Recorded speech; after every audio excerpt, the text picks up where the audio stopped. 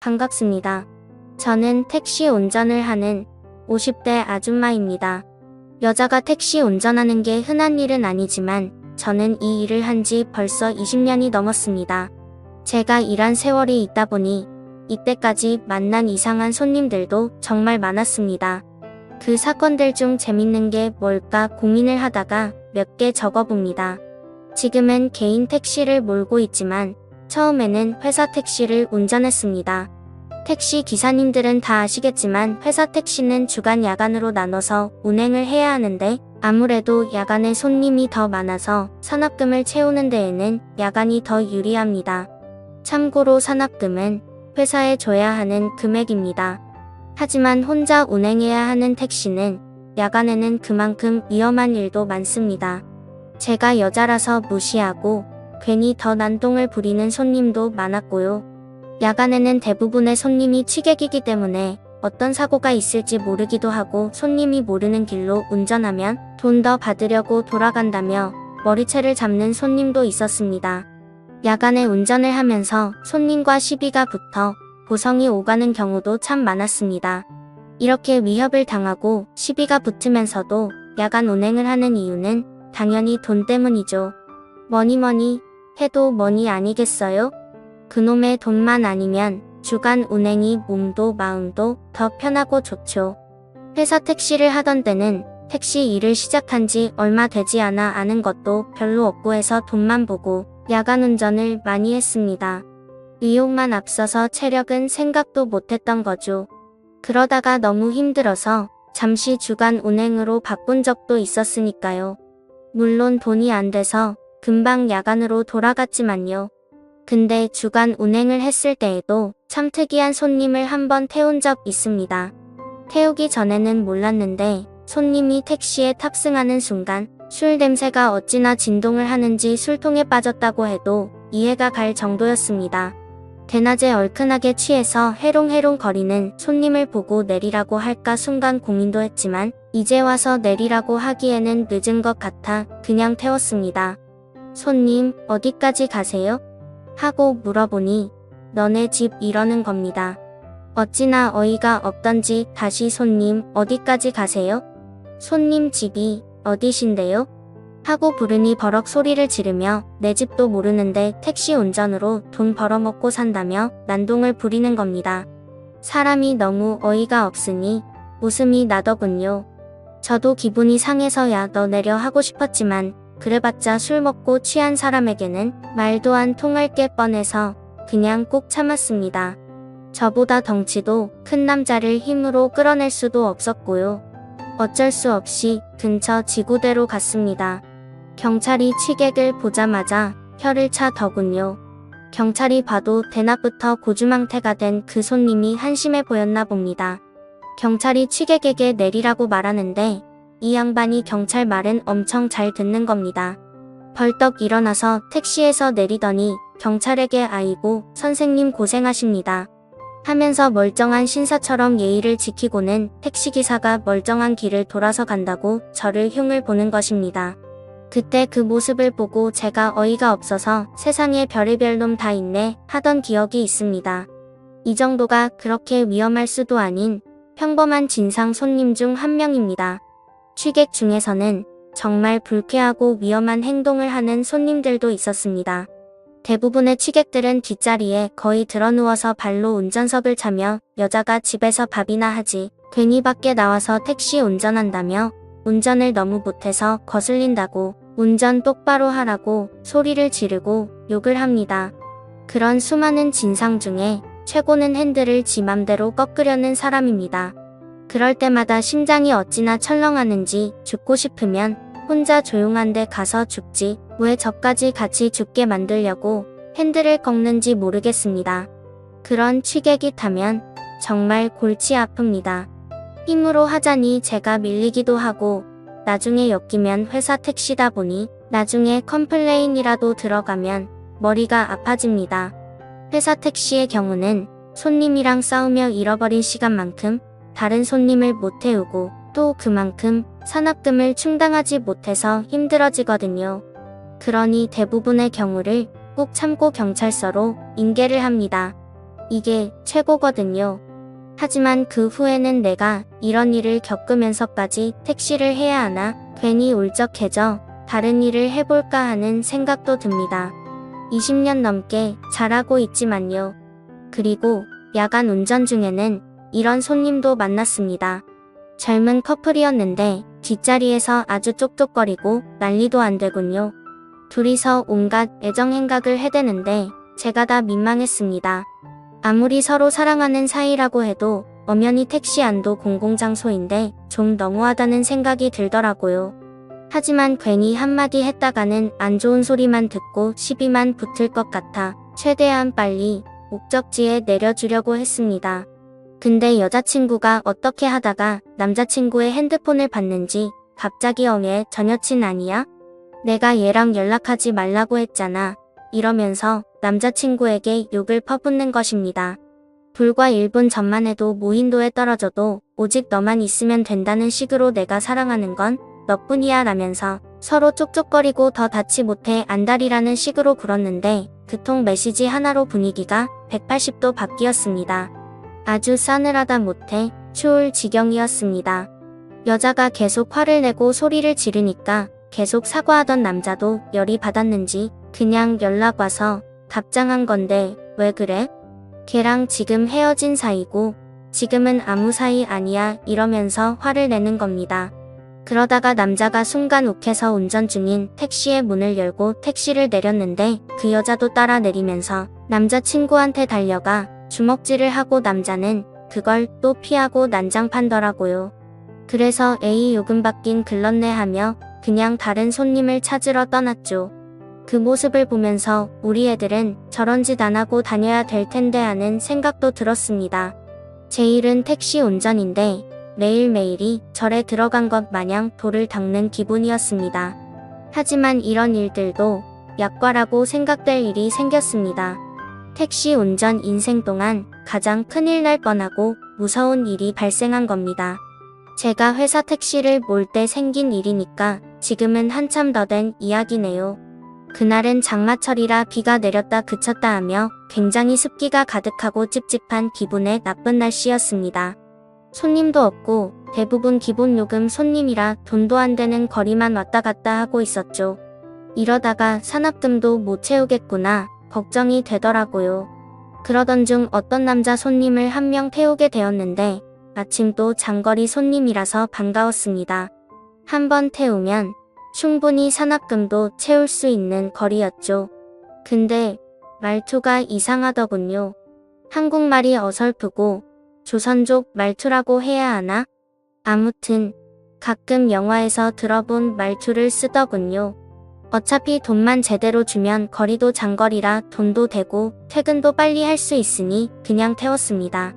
정확한 위치를 물었더니 장거리하고도 더 들어가는 거리였습니다. 완전 땡 잡았다고 생각하고 빗길을 열심히 운전했습니다. 머릿속으로는 이런저런 계산을 했죠. 이 손님을 내려주고 거기서 손님 한 명만 더 태워서 회사 근처로 가면 산업금 채우고도 돈이 훨씬 남겠네 하면서 나름의 계획을 세우며 신나게 달리고 있었죠. 핸드폰 내비로 주소를 찍어서 장거리 손님이 알려준 주소대로 가고 있었습니다. 여러 번 가본 길이면 제 나름의 지름길로 갈 때지만 초인 길이다 보니 내비가 가란 대로 군말 없이 가고 있었습니다. 그런데 뒷자리에 앉은 남자 손님이 낮은 목소리로 이 길 맞아요? 합니다. 그래서 죄송합니다. 저도 초행길이라 내비대로 가고 있어요. 지름길 알려주시면 지름길로 갈게요 하고 최대한 친절하게 얘기를 했습니다. 그랬더니 아닙니다. 그냥 그대로 가주세요. 그러더군요. 속으로는 뭐지 이 사람?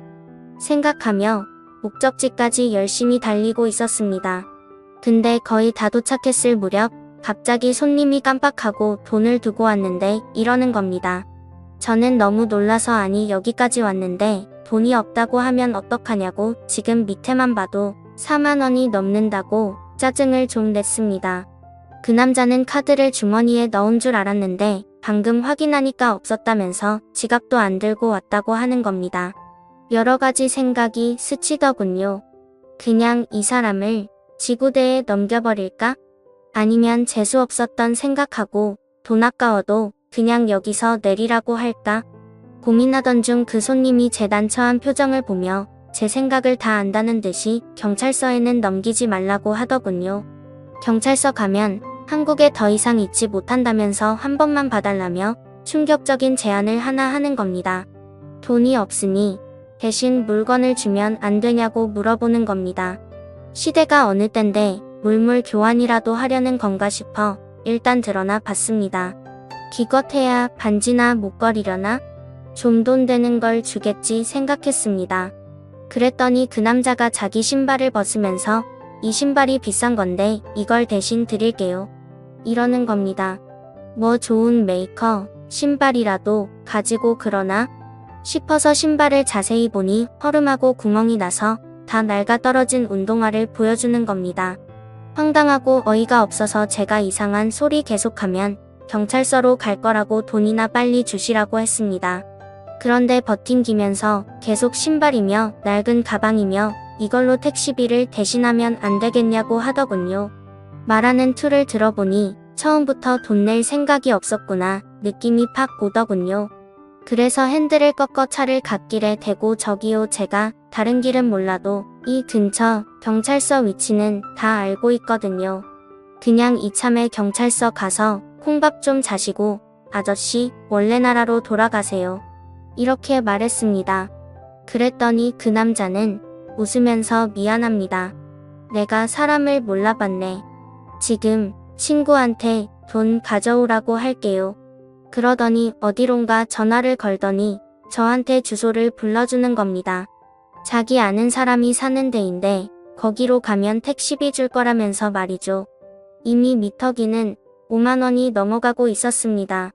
곧 교대 기간도 다 와가서 불러준 주소까지 거리를 계산해보니 좀 빠르게 가면 교대 시간까지 다녀오겠다 싶었습니다. 5만 원을 그냥 날리기엔 아깝기도 했고 그냥 빨리 다녀와야겠다 생각했습니다. 그 남자가 불러준 주소지로 내비를 찍고 달렸습니다. 솔직히 그때 수상하다는 걸 눈치챘어야 했는데 그놈의 돈이 뭔지 5만 원을 받을 수 있다는 생각에 수상하다는 생각도 못했습니다. 지금 생각해보면 너무 수상한 일인데 말이죠. 비는 계속 내렸다 그쳤다를 반복하고 주소지로 가는 데역 근처에 번화가 근처인 겁니다. 그래서 어디로 가야 되냐고 자세한 길 좀 알려달라고 물어보니 그 젊은 남자는 나이트클럽 쪽으로 안내하더군요. 거기는 아무리 봐도 사람이 사는 곳으론 안 보여서 아저씨 여기 나이트클럽 근처 맞아요? 하고 물어보니까 자기도 처음이라서 모른다는 겁니다. 그래도 일단 가면 친구가 나와서 돈 준다고 했으니까 그냥 계속 가라고 하더군요. 그런데 너무 불안해서 차를 멈추고 아저씨 친구분 전화번호 좀 주세요. 여기 차도 많고 길을 잘못 든 것 같아요. 이 길이 맞는지만 물어볼게요. 했습니다. 그 조선족 남자는 저를 훑어보더니 제 폰으로 전화하세요 이러면서 폰을 건네주는 겁니다. 지금 생각해보면 제가 전화하면 제 핸드폰에 그 번호 기록이 남으니까 자기 폰을 준 것 같습니다. 저는 그때까지도 전혀 의심을 안 하고 있었기 때문에 그냥 그 남자의 휴대폰으로 전화를 걸고 상대가 받기만을 기다렸습니다. 그런데 상대가 전화를 받자마자 저를 휴대폰 주인으로 착각했는지 야 빨리 데려와. 묶어놓을 준비다 해놨다 하는 겁니다. 그 말을 듣는 순간 이거 뭔가 이상하다 하는 생각이 들었습니다. 보통 같으면 택시비 얼마 정도 나왔는데 라던가 언제 도착해 내려가 있을게라고 하는 게 맞는데 묶어놓을 준비가 다 됐다고 말하는 건 왜일까라고 생각하는데 순간 인신매매가 생각나며 소름이 돋더군요. 그 무렵쯤에 중국인들이 인신매매를 하려고 사람을 납치해간다 뭐다 하는 소문이 돌기도 했고 여자 혼자 다니다가 납치를 당했다 하는 소문도 종종 돌았거든요. 둘 중에 어떤 거라도 큰일이구나 싶었습니다. 처음부터 나를 납치해서 데려가려고 했구나. 데려가서 무슨 일을 하려는 거지? 생각하다가 일단 티 내면 안 되겠다 싶어서 조용히 전화를 끊었습니다. 뒷좌석에서 남자가 왜 아무 말 안 하고 끊어요 하는 겁니다. 순간적으로 여기서 살아서 집에 가려면 정신 똑바로 차려야 한다고 생각이 들었습니다. 시끄러워서 전화가 잘 안 들리네요 하면서 대충 얼버무리고 나중에 다시 전화해본다고 하고 스트레칭하는 척하며 머리를 굴렸습니다. 이대로 목적지까지 갔다가는 큰일이 날 것 같은데 어떻게 하면 도망칠 수 있을까 생각했습니다. 그런데 사람이 극한의 긴장감을 갖게 되니까 머리 회전이 빨라지더군요. 갑자기 떠오른 생각에 택시 잔금 바꿔줄 현금이 없다고 잠깐 편의점에 들려서 돈 좀 바꿔온다고 했습니다. 그러자 그 남자는 알겠다고 해서 택시를 급히 근처 편의점에 세워서 편의점 안에서 경찰에 전화를 했습니다. 편의점 유리문 밖으로 택시를 쳐다보며 통화를 하며 이런 상황이니 도와달라고 말하며 통화가 5분 이상 길어지니 제 택시 뒷좌석에서 그 남자가 내리더니 도망을 치는 겁니다. 하염없이 멀어지는 그 남자를 쳐다보며 택시비는 받기 글렀구나 생각했지만 한편으로는 목숨을 건졌다는 안도감에 온몸에 힘이 쭉 빠지더군요. 그래서 경찰 분과의 통화는 상황이 마무리되었다고 끊고 저는 편의점에서 나와 택시를 타고 잠금 장치를 잠궈 문을 다 잠궈버렸습니다. 에어컨 빵빵한 차 안에서 저는 식은땀을 정말 비오듯이 흘렸습니다. 제가 만약 그 조선족 남자 말만 믿고 그대로 목적지까지 운전했다면, 그리고 돈 5만 원을 받겠다고 그 남자한테 돈을 달라고 했다면 어떤 일이 생겼을까요? 지금 생각해도 너무 무섭고 끔찍한 경험이었습니다. 그날 회사에 돌아가 이 이야기를 동료 기사들에게 했더니 다들 잘 대처했다며 자기들이 겪은 일들을 이야기해 주다군요. 어떤 기사님은 옛날에 현금으로 택시비를 받으려고 했는데 뒷좌석에서 칼을 들이밀며 돈을 뺏어가는 강도를 만나기도 하고 고생하신다며 음료수를 주길래 아무 생각 없이 마셨다가 계속 배가 아파 병원에 간 일도 있었다는 겁니다. 근데 그런 일들보다 제가 겪은 일이 더 무섭다고 하시더군요. 하긴 제가 눈치를 못 챘으면 돈은커녕 제 목숨을 잃었을 수도 있었던 일이니까요. 그 후로는 비가 오는 날 밤에는 혼자서 택시를 잡는 사람은 경계하게 됐습니다. 저도 모르게 트라우마가 생긴 것 같습니다. 세상 살다 보면 이런 일도 있고 저런 일도 있겠지만 저도 나름 별의별 일을 겪었다고 생각하며 이렇게 사연을 보내봅니다. 제 이야기들을 끝까지 들어주셔서 감사합니다.